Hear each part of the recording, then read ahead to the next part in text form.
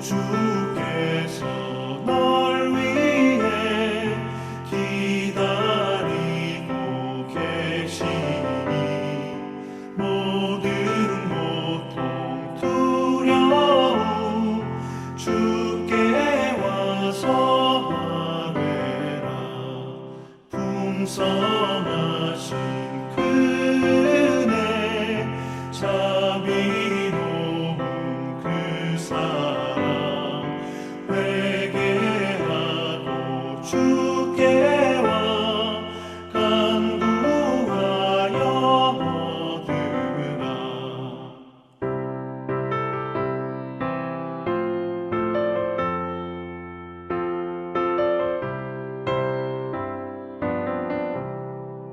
모든 죄를 떠나서 회개하고 나오라.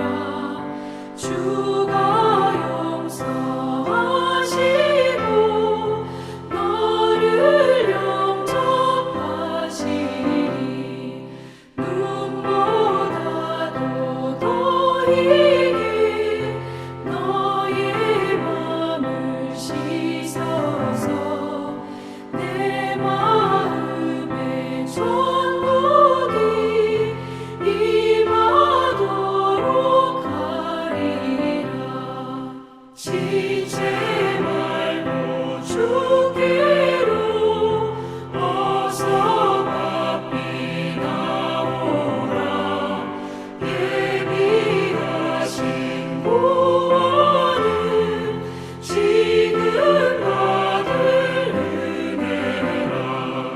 좋은 기회 놓치고 슬피 후회 말지니 지금 문을 두드려 구원함을 받으라.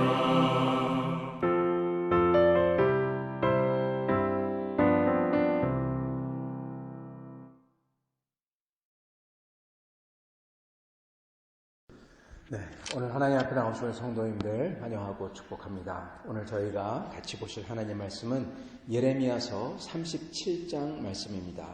제가 가진 구약성경 1113페이지에 있습니다. 제가 받들어 읽도록 하겠습니다. 예레미야서 37장 말씀. 요시야의 아들 시드기야가 여호야김의 아들 고니야의 뒤를 이어 왕이 되었으니 이는 바벨론의 느부갓네살 왕이 그를 유다 땅의 왕으로 삼음이었더라. 그와 그의 신하와 그의 땅 백성이 여호와께서 선지자 예레미야에게 하신 말씀을 듣지 아니하니라. 시드기야 왕이 셀레미야의 아들 여우갈과 마아세야의 아들 제사장 스바냐를 선지자 예레미야에게 보내 청하되 너는 우리를 위하여 우리 하나님 여호와께 기도하라 하였으니 그때 예레미야가 갇히지 아니하였으므로 백성 가운데 출입하는 중이었더라. 바로의 군대가 애굽에서 나오매 예루살렘을 에워쌌던 갈대아인이 그 소문을 듣고 예루살렘에서 떠났더라. 여호와의 말씀이 선지자 예레미야에게 임하여 이르시되 이스라엘 하나님 여호와께서 이와 같이 말씀하시니라. 너희를 보내어 내게 구하게 한 유다의 왕에게 아뢰라. 너희를 도우려고 나왔던 바로의 군대는 자기 땅 애굽으로 돌아가겠고 갈대아인이 다시 와서 이 성을 쳐서 빼앗아 불사르리라. 여호와께서 이와 같이 말씀하시니라. 너희는 스스로 속여 말하기를 갈대아인이 반드시 우리를 떠나리라 하지 말라. 그들이 떠나지 아니하리라. 가령 너희가 너희를 치는 갈대아인의 온 군대를 쳐서 그 중에 부상자만 남긴다 할지라도 그들이 각기 장막에서 일어나 이 성을 불사르리라. 갈대아인의 군대가 바로의 군대를 두려워하여 예루살렘에서 떠나매 예레미야가 베냐민 땅에서 백성 가운데 분깃을 받으려고 예루살렘을 떠나 그리로 가려 하여 베냐민 문에 이른즉 하나냐의 손자요 셀레마의 아들인 이리야라 이름하는 문지기의 우두머리 선지자 예레미야를 붙잡아 이르되 네가 갈대아인에 항복하러 하는도다. 예레미야가 이르되 거짓이다. 나는 갈대아인에게 항복하려 하지 아니하노라. 이리야가 듣지 아니하고 예레미야를 잡아 고관들에게로 끌고 가매 고관들이 노여하여 예레미야를 때려서 서기관 요나단 집에 가두었으니 이는 그들이 이 집을 옥으로 삼았음이더라. 예레미야가 뚜껑 씌운 웅덩이에 들어간 지 여러 날 만에 시드기야 왕이 사람을 보내어 그를 이끌어내고 왕궁에서 그에게 비밀이 물어 이르되 여호와께로부터 받은 말씀이 있느냐? 예레미야가 대답하되 있나이다. 또 이르되 왕이 바벨론의 왕의 손에 넘겨지리이다. 예레미야가 다시 시드기야 왕에게 이르되 내가 왕에게나 왕의 신하에게나 이 백성에게 무슨 죄를 범하였기에 나를 오게 가뒀나이까? 바벨론이 왕이 와서 왕과 이 땅을 치지 아니하리라고 예언한 왕의 선지자들이 이제 어디 있나이까? 내 주 왕이여 이제 청하건대 내게 들으시며 나의 탄원을 받으사 나를 서기관 요나단의 집으로 돌려보내지 마옵소서. 내가 거기에서 죽을까 두려워하느이다. 이에 시드기야 왕이 명령하여 예레미야를 감옥들에 두고 떡 만드는 자의 거리에서 매일 떡 한 개씩 그에게 주게 하며 정중에 떡이 떨어질 때까지 이르니라. 예레미야가 감옥들에 머무니라. 아멘.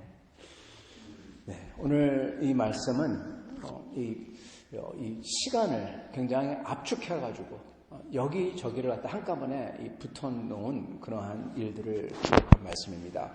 사실 지금 예레미야 어제 봤던 36장은 여호야김 때 그리고 지금 시드기야 때인데 그 시간을 굉장히 압축한 모습입니다.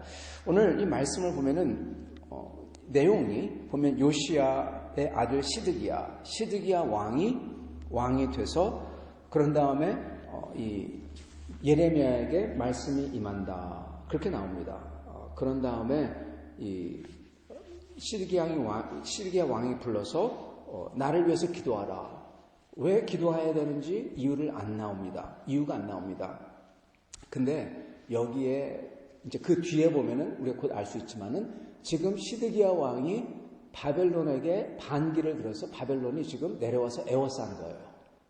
그게 지금 여기 안 나옵니다. 그래서 우리를 위해서 기도하라. 그렇게 한 다음에 거기 보면은 선지자 예레미야가 이제 그 출입하면서 거기 예언을 하고 그 다음에 바로의 군대가 애굽에서 나와서 예루살렘을 에워싸던 바벨론 군대가 그 애굽을 맞이하러 떠나가고 그랬을 때 이 여호와께서 말씀하시기를 갈대아 군대가 즉 바벨론이 다시 쳐들어와서 너희를 멸한다.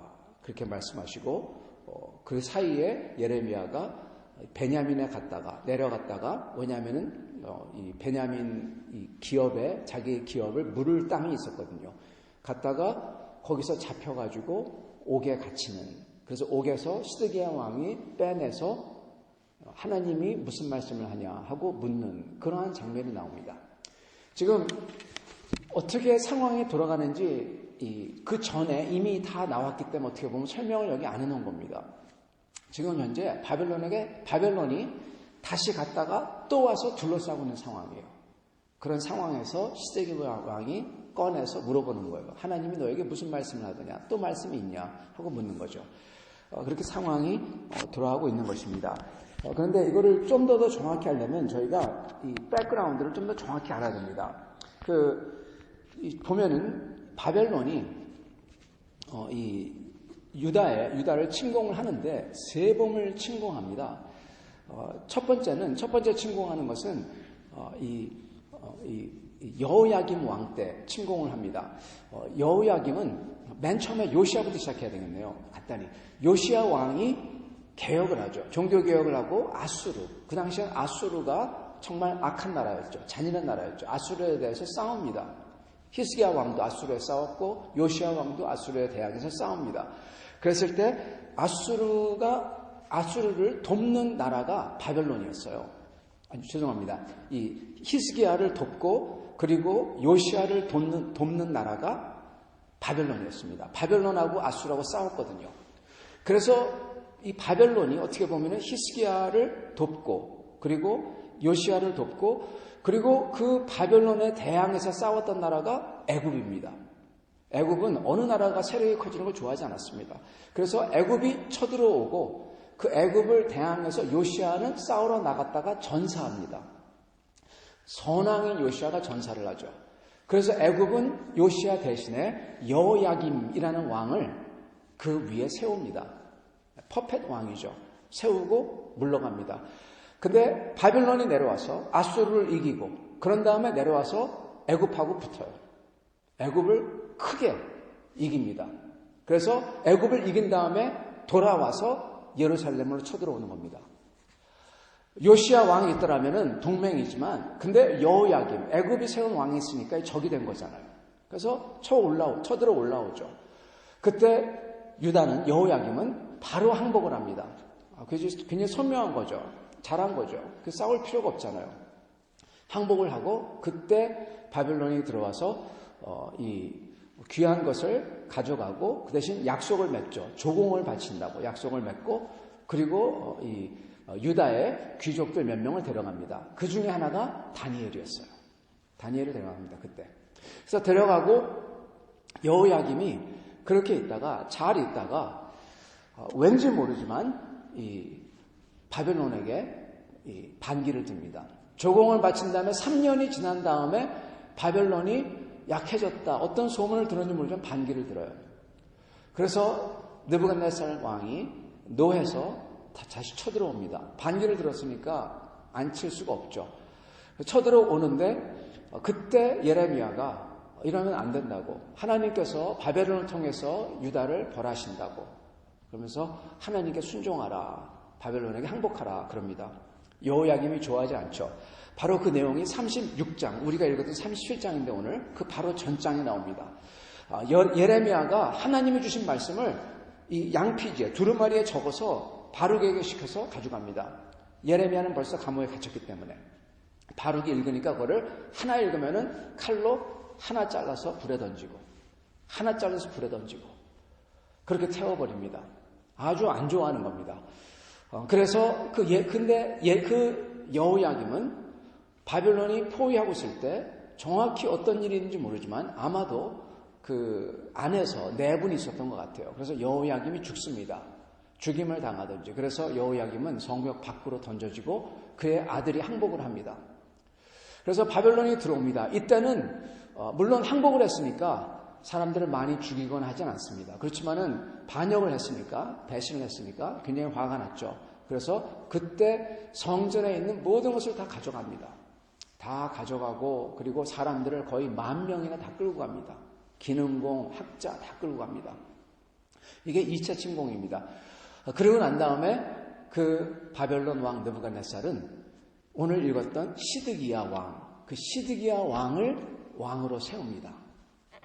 시드기야 왕을 세운 다음에 그런 다음에 9년째 시드기야 왕이 반기를 듭니다. 그래서 바벨론이 쳐들어오죠. 반기를 들었던 이유는 애굽이 아마도 계속해서 그 애굽과 끈이 문제입니다. 선지자 이사야도 그렇고 예레미야도 그렇고 애굽을 믿지 말라, 애굽에 돌아가지 말라, 애굽을 의지하지 말라 그러는데 근데 계속 애굽을 의지하고 애굽하고 이렇게 호흡을 맞춥니다. 그래서 애굽을 의지해서 반기를 일으키고 그리고 애굽은 쳐들어오고 위로 올라오죠. 그러니까 바벨론은 다시 내려와서 먼저 유다를 포위했다가 시드기야 왕이 있었죠. 그때 포위했다가 그런 다음에 이 애굽이 올라온다는 얘기를 듣고 포위를 풉니다. 그게 바로 오늘 말씀에 나왔던 여기 이 5절 바로의 군대가 애굽에서 나오매 예루살렘을 에워쌌던 갈대아인들이 그 소문을 듣고 예루살렘에서 떠났더라. 바로 그 구절입니다. 그래서 포위를 풀고 애굽하고 싸우려고 떠납니다. 그때 애굽을 그 사이에 바로 이 예레미야가 베냐민에 내려가서 땅을 물으러 내려가는 겁니다. 이 11절에 나오는 내용이. 그때 예레미야가 잡혀가지고 이제 갇히는 거예요. 그런 다음에 갇히고 그런 다음에 이 애굽을 아주 애굽을 격파하고 대승했다는 소식이 들려오는 거죠. 그래서 이제 다시 돌아서 또 예루살렘으로 쳐들어오는 겁니다. 그 소식을 다 알고 듣고 있기 때문에 시드기야 왕이 묻는 거예요. 어떻게 하면 좋냐? 하나님의 말씀이 있었냐? 그랬을 때 예레미야는 다시금 말씀을 전하죠. 그러면서 바벨론의 왕이 이 땅을 치지 아니한다 했던 선지자들은 어디 있습니까? 그렇게 묻고 있는 장면입니다. 그러면서 시드기야 왕에게 다시금 하나님 앞에 순종하고 항복을 권유하는 그러한 모습이 오늘 말씀과 그리고 다음 장 38장에 이어지는 지금 내용인 것입니다. 지금 이런 내용이 나오는데요. 여기에 보면은 이 38장에 보면은 그 시드기야 왕이 예레미야를 가뒀다가 그랬다가 다시 또 빼냈다가 그리고 귀족들이 올라와서 항의를 하죠. 그러니까 다시 가뒀다가 다시 또 빼내고 그런 모습이 나옵니다. 시드기야 왕은 힘이 없는 겁니다. 37장에 나왔던 36장에 나왔던 오늘 읽었던 바로 전장에 나왔던 여호야김 왕은 힘이 있었습니다. 그가 마음대로 하고 그리고 바벨론에 대해서 이 반기를 들었죠. 근데 시드기야 왕은 자기가 반기를 든 게 아니라 지금 시드기야 왕이 됐던 때가 21살이었어요. 그게 아니라 귀족들의 이 압력에 질질 끌려가고 있는 것입니다. 그래서 38장 보면은 그렇게 얘기하죠. 하는 말이 내가 5절에 보면은 그가 너희 손안에 있느니라 왕은 조금도 너희를 거스를 수 없느니라. 귀족들에게 예레미야는 너희들 손에 있다. 나는 조금도 너희들을 귀족들을 거스를 수 없다. 그렇게 얘기하고 있는 장면인 것이죠. 여기 보면 이 귀족들이 보면은요. 이 36장 12절에 보면은 귀족들 리스트가 나옵니다. 5대 귀족이 나와요. 그런 다음에 나머지 이렇게 나옵니다. 즉 5대 고관들이 다 그 나라를 다스리고 있던 자들인 것입니다. 그런데 그 5대 고관 중에서 한 명만 빼놓고 나서 사반이라는 사람, 사반의 아들, 사반의 손자 이렇게 나오는데 사반이라는 사람만 예레미야를 존경하고 하나님을 존경하지 나머지 모든 사람들은 전부 다 하나님을 존중하거나 예레미야의 말씀을 듣거나 그러지 않고 굉장히 싫어하고 그리고 이 애국과 친분이 있던 사람들입니다. 친애국파입니다. 친애국파. 거기에서 돈을 받고 뭐는지 몰라도 그런 사람들인 겁니다. 그래서 거기 리스트가 나오지만은 보면은 이 스마야라는 사람은 서기관 엘리사마가 나오고 스마야의 아들 들라야가 나오고 스마야라는 사람은 어떤 사람이냐면은 이 바벨론으로 잡혀갔는데 1차 때 잡혀갔는데 2차 때죠. 2차 친구 잡혀갔는데 거기서 편지를 써서 왜 예레미야가 저렇게 떠들도록 놔두냐 그랬던 사람이에요. 굉장히 세력이 센 사람이죠. 지금 현재 있는 제사장에게 명령하는 거예요. 예레미야를 붙들어서 감옥에 집어넣어라. 즉 지금 현재 제사장도 좌지우지할 수 있는 그러한 권력을 가진 집안인 겁니다. 그 스마야 그리고 악볼 집안의 아들 엘라단이 나옵니다. 악볼 집안의 아들 엘라단은 누구냐면 여호야김이 그 예레미야와 같은 메시지를 전했던 우리야라는 선지자가 있었어요. 그래서 그들을 잡아서 예레미야는 감옥에 집어넣고 우리야를 잡으려고 했을 때 우리야가 애굽으로 도망합니다. 그 우리야를 애굽까지 쫓아가서 잡아가지고 와서 죽인 사람이 바로 악볼 집안의 아들 엘라단입니다. 그 악볼 집안이 나오고 그리고 네 번째 집안은 사반 집안의 아들 그마랴입니다. 사반 집안의 아들. 사반은 예레미야에게 우호적이고 그리고 다섯 번째는 하나냐 집안의 아들 시드기야 이렇게 나옵니다. 하나냐가 누구냐면 예레미야 28장을 보면은 하나냐가 제사장인데 선지자 노릇을 합니다. 그러면서 잡혀갔던 모든 사람들이 2년 안에 들어온다. 2년 안에 모든 성전의 기구가 다시 다 돌아와서 성전의 기구가 없으면 제사를 못 드립니다. 제대로. 성전의 기구가 다시 다 돌아와서 제사와 성전이 원상복구된다. 2년 안에 바벨론은 다 멸망한다. 그랬던 사람이 하나냐 가짜 선지자입니다. 그 사람들이 5대 귀족이에요. 다 바벨론이 멸망한다. 그리고 왜 바벨론에게 협조하려고 하는 예레미야를 그대로 두냐? 감옥에 가둬라. 그리고 사람을 보내서 선지자까지 죽인 그러한 집안. 이들이 지금 다 귀족들 집안인 겁니다. 그게 5대 귀족이고 나머지는 나머지로만 나옵니다. 그러한 사람들이 있고 그 시드기야 왕을 둘러싸고 있어요. 그러니까 시드기야 왕은 예레미야를 어떻게 듣고 싶어도 들을 수가 없는 겁니다. 21살의 왕이 돼가지고 실권은 그들이 다 장악하고 있습니다. 그래서 시드기야가 그대로 바벨론을 섬겼음을 좋아했을 터인데 9년 차에 반란을 일으키죠.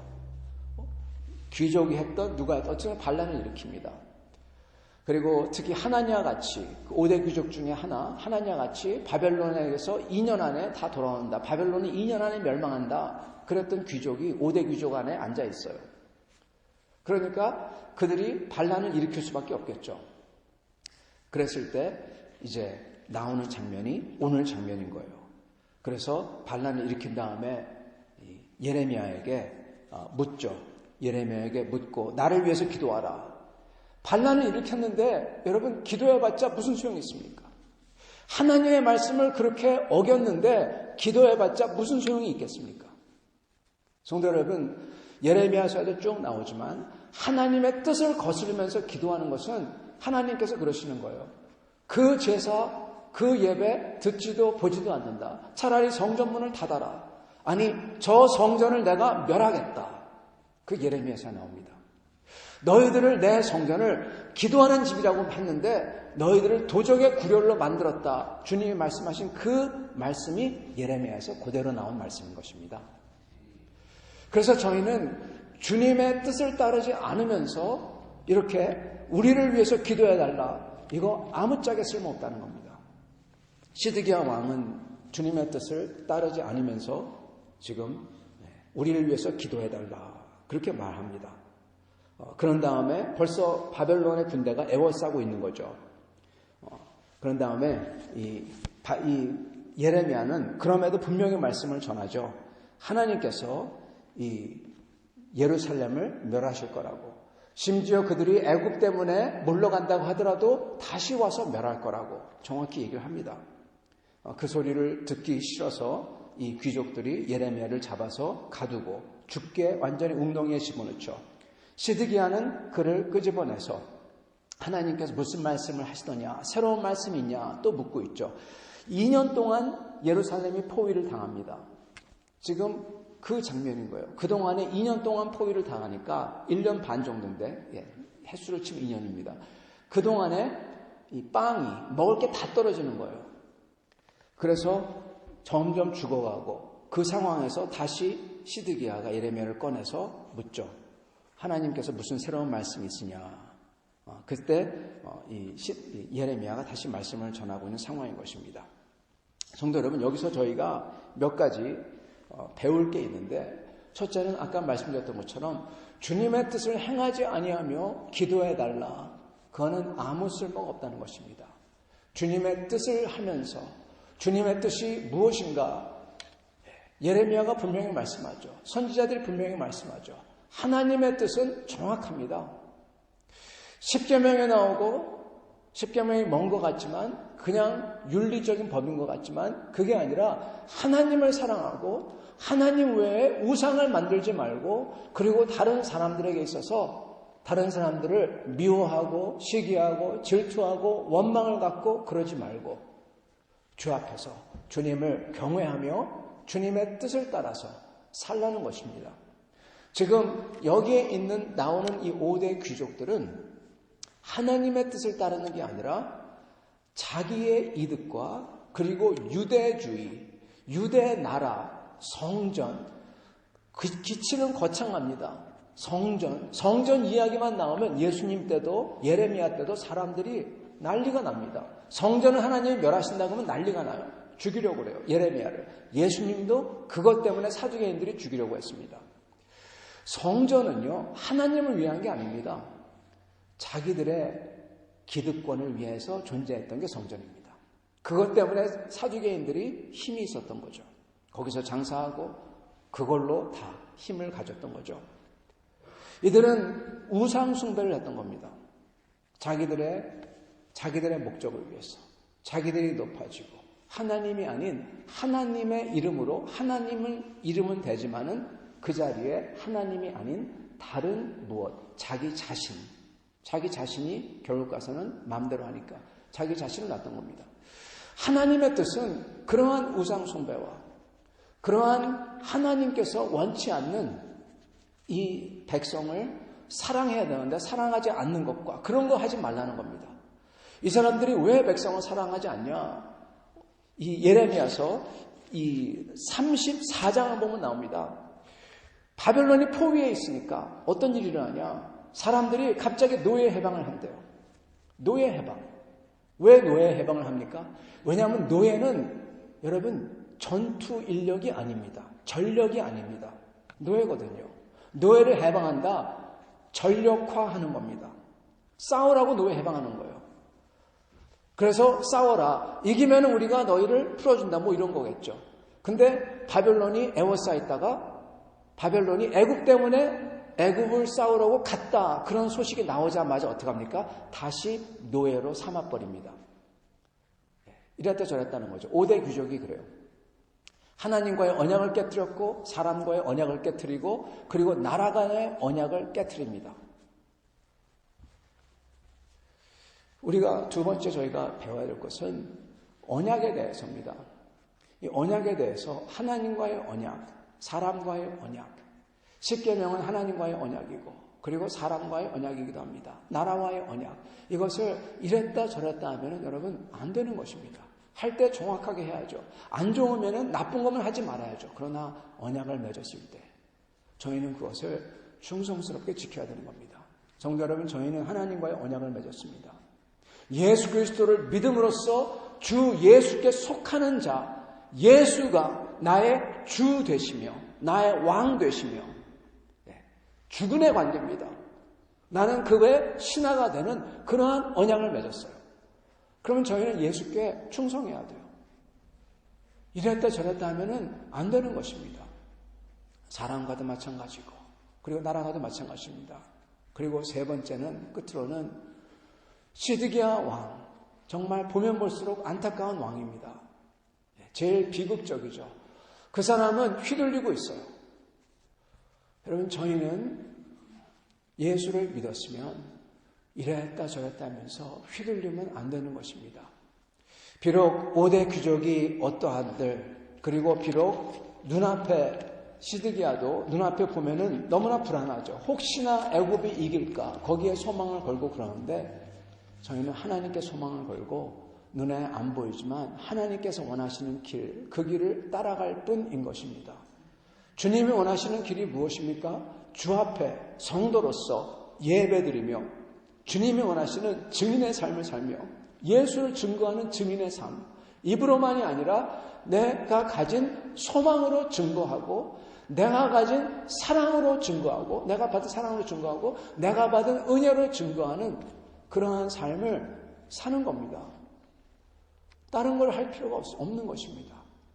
그렇게 나아갈 때 우리 주님은 그 어려운 상황 속에서도 암만 어려운 상황이라도 심지어 시드기야처럼 바벨론이 애워싸고 심지어 세 번째 반역을 하는, 그러므로 이제는 전부 다 칼에 죽어야 되는, 그게 그 뜻입니다. 여러분, 세 번째 반역을 했잖아요. 그러한 상황일지라도 하나님께서는 그의 뜻에 마지막으로 돌이켜 회개하는 자를 살려주신다는 겁니다. 그게 예레미야의 메시지였어요. 시드기야 왕에게 던지는 메시지였어요. 살 수 있다. 회개하면, 돌이키기만 하면, 소망이 없는 것 같은 상황 속에서도 그거는 변치 않는 메시지인 것입니다. 시간이 지나도 변치 않는 하나님의 계시인 것입니다. 우리가 하나님 앞에 항상 돌이켜 나올 때 저에게는 소망이 있고 그 상황 속에서도 하나님께서 원하시는 가장 선한 것, 저희를 위해서 하늘에 준비하신 영원한 상과 그리고 하나님의 영광, 이거를 하나님께서 준비해 주시는 것입니다. 여러분, 하나님을 끝까지 섬기며 그리고 신실하게 섬기며 하나님의 뜻을 향하는 여러분과 저가 될 수 있기를 간절히 축원합니다. 같이 기도하시겠습니다. 살아계신 하나님, 감사와 찬양을 드립니다.